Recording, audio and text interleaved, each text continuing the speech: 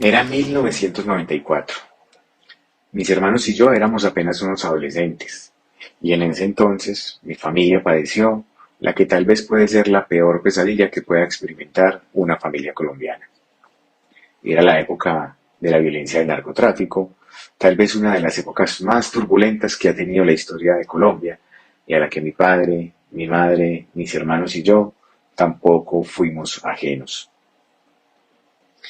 En la década de los 80, el cartel de Medellín dio la orden de asesinar a un distinguido miembro de la prensa nacional.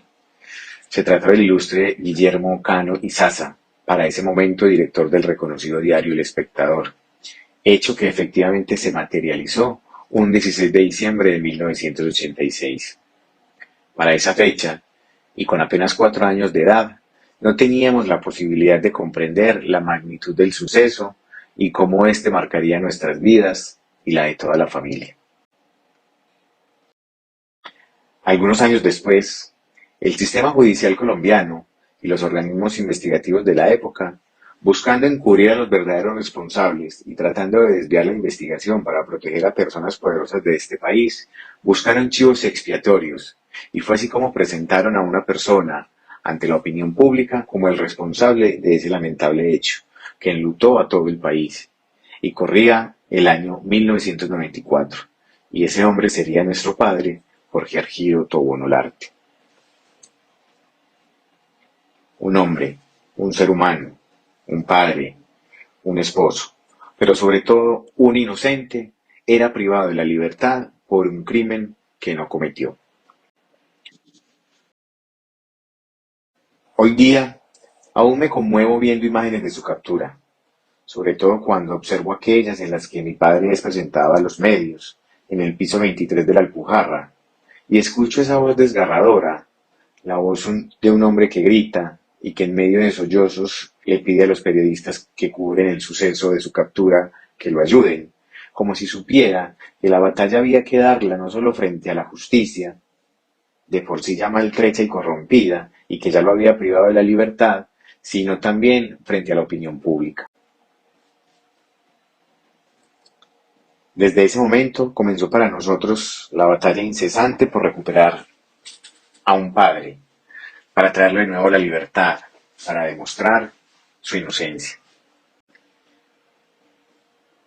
Mi madre, una mujer de espíritu enorme y sus 4 hijos que no superaban los 14 años, comenzamos a exigir su liberación, a recaudar pruebas que sirvieran para acreditar su inocencia, a manifestarnos públicamente por el atropello al que nos estaban sometiendo, por el régimen de privación de la libertad al que habían confinado a un hombre inocente. Recuerdo incluso que en el mismo sitio al que hoy ingresamos como abogados, mi hermano y yo, allí hacíamos presencia en aquel entonces con pancartas y pitos, haciendo una especie de mitin o protesta, y en la que exigíamos la libertad de Jorge Argido.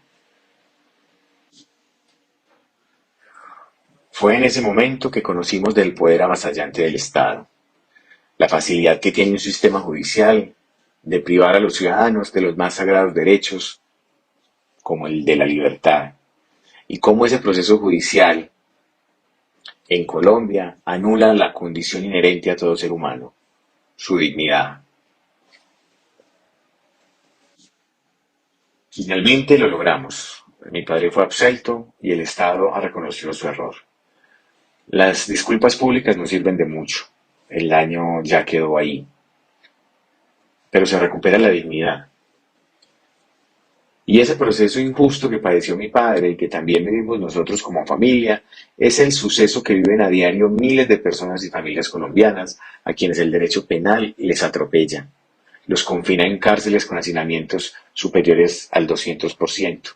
Les roba la dignidad y los deja de tratar como seres humanos para convertirlos en objetos o cosas a los que hay que mantener alejados de la sociedad y se vuelven simplemente parte de las estadísticas. Y él es Jorge Argido Tobón Olarte, nuestro padre, y por su injusto proceso y por nuestra experiencia trágica con la justicia de este país es que estudiamos Derecho.